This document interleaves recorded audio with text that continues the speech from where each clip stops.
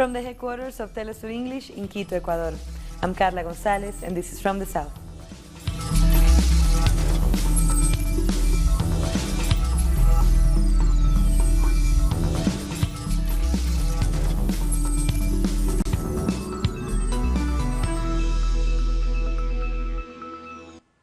The government of Colombia announced on Thursday that 4 bodies were found in the south of the country, 3 of which may be the team of Ecuadorian reporters who were kidnapped and killed at the border.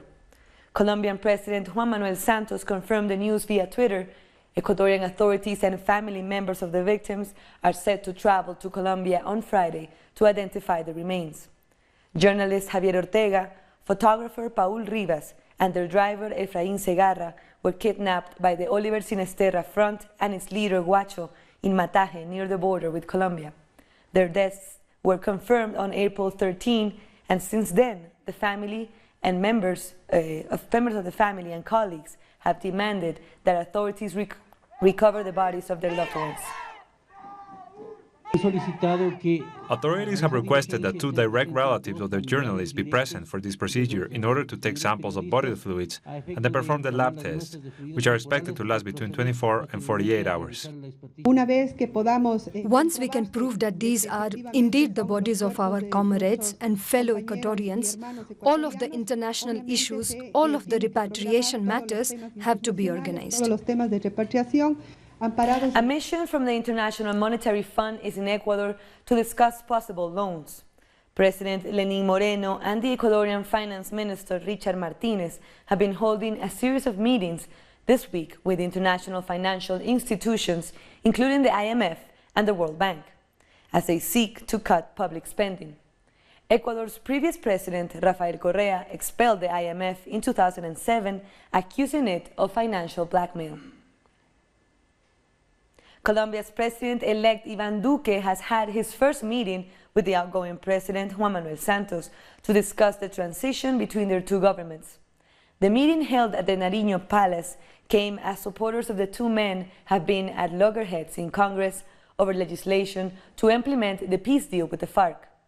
At Duque's request, the Senate has refused to discuss the law, raising concern over the future of the peace process. Still in Colombia, severe crimes were reported by the Attorney General's office about a crime network that may be serving electoral campaigns for Congress members, candidates of the Conservative Party and right-wing party Centro Democrático in Colombia. The Attorney General presented a report on electoral corruption. Investigations revealed cases of excessive budgets for electoral campaigns as well as vote trafficking, voter manipulation, ballot stuffing and fake public documents. We found irregularities in different regions of the country. Among the detained people, there are officials of different levels. We were also able to identify more than 2,000 mediators that benefited Congress members.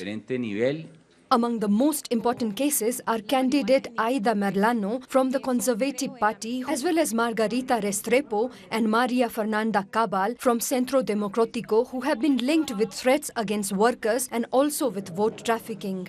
There were alleged threats against teachers of kindergartens in the Kennedy community. They said that if they didn't vote for whom they were told, their contracts wouldn't be renewed. For some senators, this goes against democracy, so they criticize the duty of the attorney's office. Many politicians are in power thanks to corruption, but they have never been investigated. I know many Congress members are elected via vote buying, so I was expecting some important members to be in those investigations. But the truth is that they aren't even scratching the surface of this situation. The Attorney General's office will organize interrogations and will send copies of the investigations to the Supreme Court of Justice. British Prime Minister Theresa May is to mark the 70th anniversary of the arrival of the Windrush by announcing a National Windrush Day on Friday. However, the announcement hasn't gone down well with the victims of the immigration scandal. Meet Winston Robinson. He traveled to Britain on the Windrush ship in the 1960s after building a life for himself. His world was torn apart by the scandal as he came to be considered an illegal immigrant. Robinson lost his job as an ambulance driver and faced the threat of deportation. Who cares about all that? All that is just talk. It's unnecessary. I mean, that should be natural anyway, because these people came here, right, on your invitation, to put it blunt, to clean your shit and do all your bloody stupid jobs, which you spoilt your people by giving them dole money, and some of them, the dole money was enough, so they didn't bother to go to work. And that was wrong. That was what's wrong in this country. You know what I mean? And so basically foreigners came here to pick up those pieces. U.S. President Donald Trump gave orders to federal agencies to begin reuniting children with their parents who were separated at the Mexican border. The move comes after Trump signed an executive order to end the separations, although his decision will move parents with children to the front line for immigration processing. It doesn't end a 10-week-old zero-tolerance policy that calls for prosecution of immigrants crossing the border illegally. We have a situation where some of these places, they're really running them well, and I give a lot of credit to Secretary Nielsen and all of the people that have worked. It's the nicest that people have seen, but it's still something that shouldn't be taking place. My wife, our First Lady, is down now at the border because it really bothered her to be looking at this and to seeing it, as it bothered me, as it bothered everybody at this table. We're all bothered by it. While U.S. lawmakers have delayed until next week a vote on a new immigration bill, protests continue against the administration's mistreatment of migrants on the border.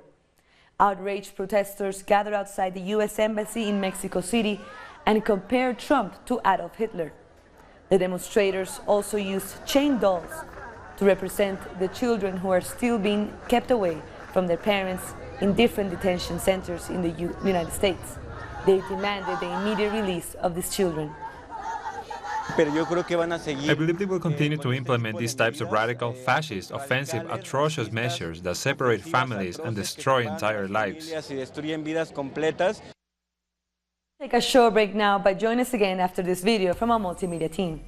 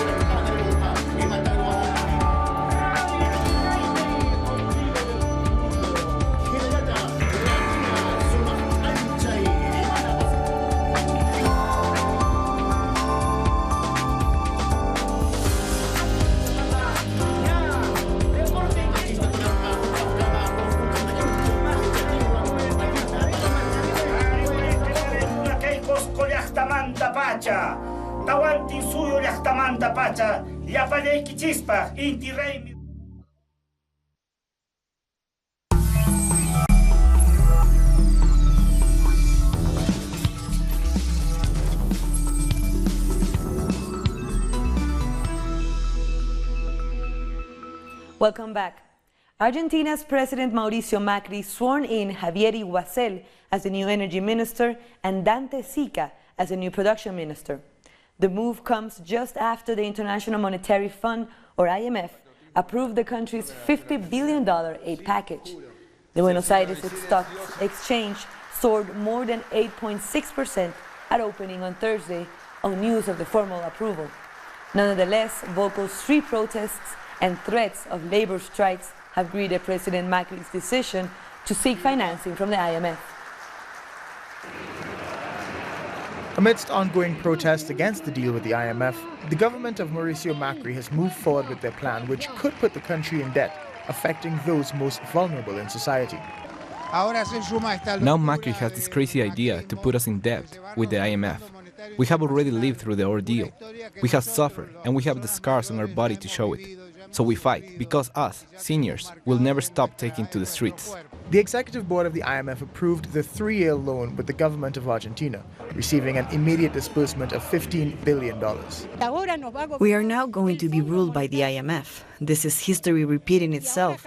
We have been robbed before by the same white-collar criminals who steal all the money and flee, and they leave us with useless infrastructure. Who's responsible for this? They have to return the millions stolen from us. We shouldn't pay our foreign debt. We have been robbed. Argentinians did not wait to make their feelings known. They say that Macri's government is doing great damage to future generations. The government is celebrating this while us workers and retirees are shouting that this is the worst thing that could happen to the country. The IMF will rule our economic and social policies. This is what happened in 2001, with a monstrous debt that took away people's retirement funds. This indignation is based mostly on the fact that the loan was approved on the basis of a floating currency exchange, reducing state subsidies, a decrease in public works, the sale of sustainable funds to pay for people's retirement, among other neoliberal policies. There are hopes that talks may restart in Nicaragua after the government invited the United Nations High Commissioner for Human Rights to accompany the dialogue. That was one of the opposition's main demands. Our correspondent in Managua, María José Díaz, has more. Hola, ¿qué tal? Un saludo para todos. People's expectations are high and growing around the national dialogue's resumption in Nicaragua. The government officially invited international organizations to accompany the Verification and Safety Commission created during the national dialogue. The request was made by the Episcopal Conference to have these international organizations witness and mediate the conversations. The government has invited the High Commissioner of the United Nations for Human Rights to the country and also the European Union to accompany the efforts of the Inter-American Human Rights Commission. It is expected that the Witness and Mediation Commission will call for the resumption of the dialogue and work tables. On the other hand, the Foreign Affairs Commission of the National Assembly has confirmed its support for the national dialogue and peace restoration. María José Díaz from Managua.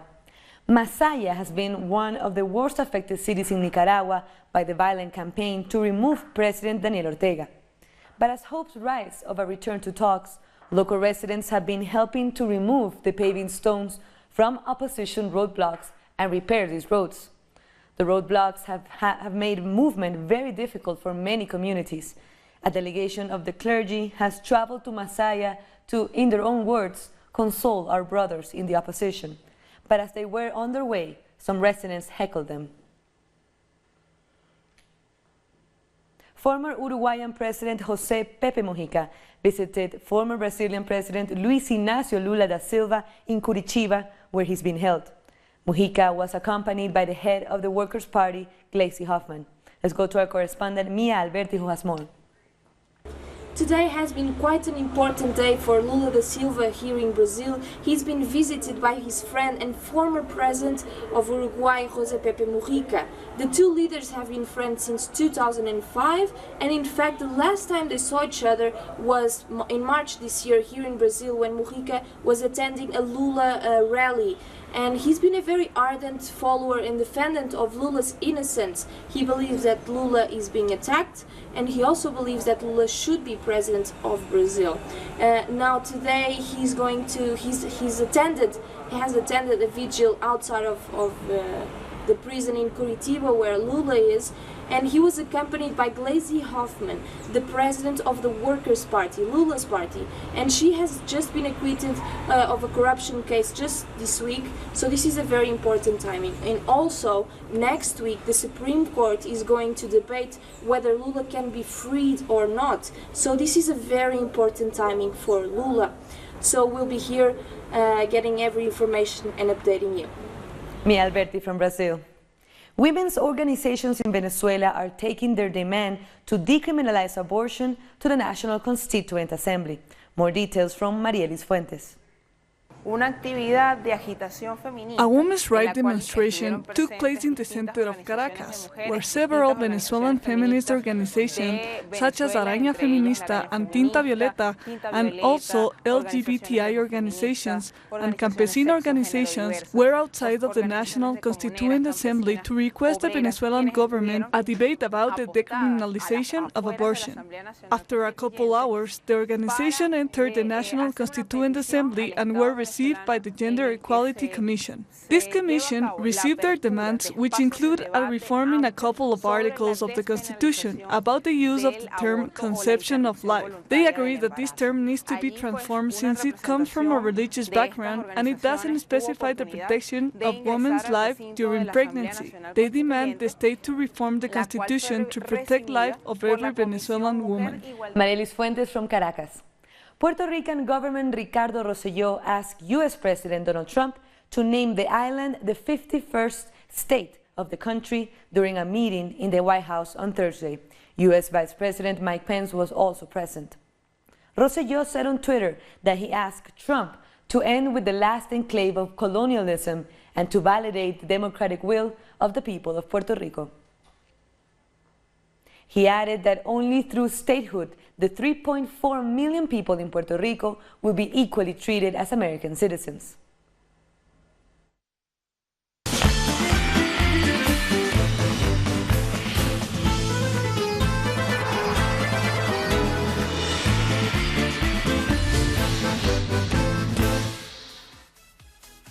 In our World Cup update, let's take a look at today's games. Neymar and Brazil aim for the first victory as they are currently facing Costa Rica in St. Petersburg. Nigeria will later play against Iceland and Serbia will face Switzerland.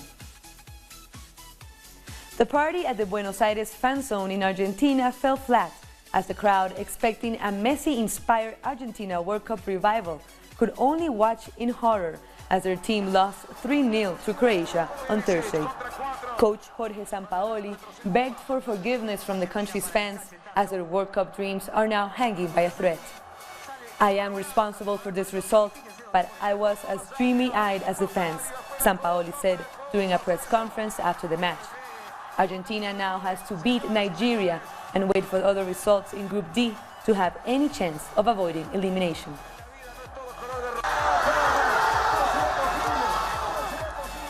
We'll take a short break now, but join us again after another video from our multimedia team.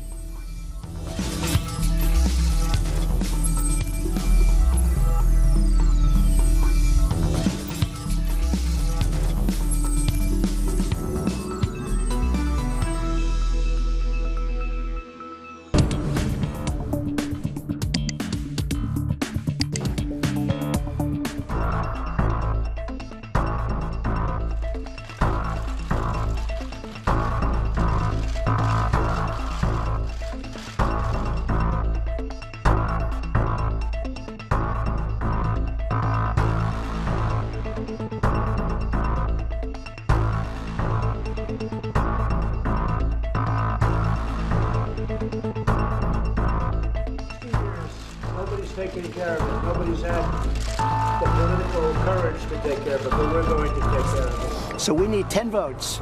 We can't get them from the Democrats. Wait, you can't do it through an executive order.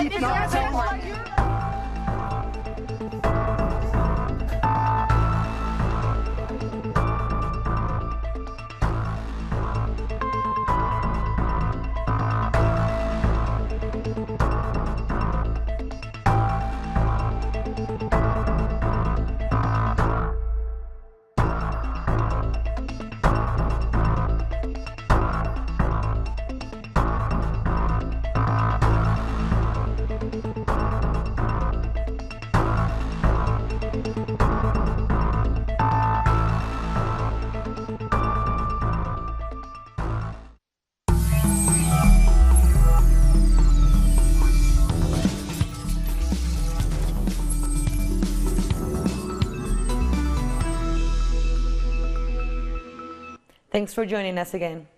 5 women activists in the north of India were abducted and raped at gunpoint when they went to campaign against human trafficking in one of the remotest villages in the country.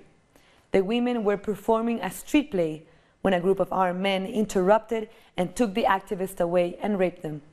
The rapists allegedly also filmed the act and threatened the victims to make the video public. The scared women didn't go to the police to report this crime.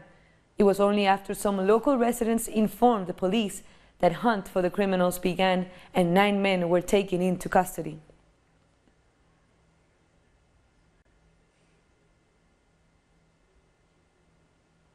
The Refugee Food Festival is a project where restaurants in Madrid are set to add a taste of their authentic food to their menus with the help of refugees from all over the world who will share their national dishes. The festival aims to promote integration and break down barriers through food. Samira is 23 years old. She's Syrian and arrived to Spain 11 months ago, escaping from the 7-year war. She lives with her husband and son. She doesn't have a steady job, but collaborates with the Refugee Food Festival. She cooks traditional Syrian dishes in this Persian restaurant of Madrid. It is very nice to cook for the Spanish clients. They like a lot our food. They are happy and are very grateful for our service. It's a nice feeling. Just like Samira, 7 other refugees will prepare their national dishes during this week in Madrid. Bani, the owner of the Iranian restaurant, thinks it's an important enterprise. I think it's very important to support refugees because there isn't a place for them to show their talent. If we get a chance to prove our skills, it would be great. She also highlights the positive things she gets from this experience. I think this is good because we can even join cooks from other countries to teach us about new ingredients or techniques. Our workflow is very good, so we can easily get another person in our team. Those who try Samira's dishes do it to collaborate, but also to try new flavors, to be more open-minded. This is about integration, about jobs for them, about Spanish people letting them into our community. Integration is also Samira's main goal. She's learning Spanish in order to stay and keep going. I won't return to Syria for now. I love it here. I love the ambience, the people. My main goal is to speak good Spanish and find a job with God's help. Dozens of refugees will join this festival in 13 other cities around the world. This enterprise is 3 years old now and is supported by the UN's Agency for Refugees. The community is opening their doors, while some governments close theirs. Let's go back to this heartbreaking story from India, where we are joined by women's rights activist Brinda Adige to know more on this rape case. Hello, Brinda. Thank you for joining us. Thank you. So what was your reaction to the latest incident where we see that 5 women were raped at gunpoint? Absolutely shocking. I'm outraged because on a daily basis we are talking about protection, especially to women and children. And in this particular case, we are talking of NGO activists who have gone to a village just putting up a street theater against human trafficking, because this is one of the most heinous, brutal crimes that we are all trying to combat. And this is the way that they have tried to teach them a lesson, is to rape them, intimidate them, and not allow them to come back, to even create awareness. Forget about rescue, forget about protection, prosecution, but we are just talking about rescue to keep children and women safe from being trafficked. This is outrageous, absolutely atrocious. And many would say that rape has become endemic in India. Why do we keep hearing so many rape cases in India, and what are human rights organizations doing about this? I would not go so far to say that it has become an epidemic.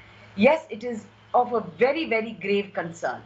We are looking at rapes on children and women, both inside the homes and outside, every day.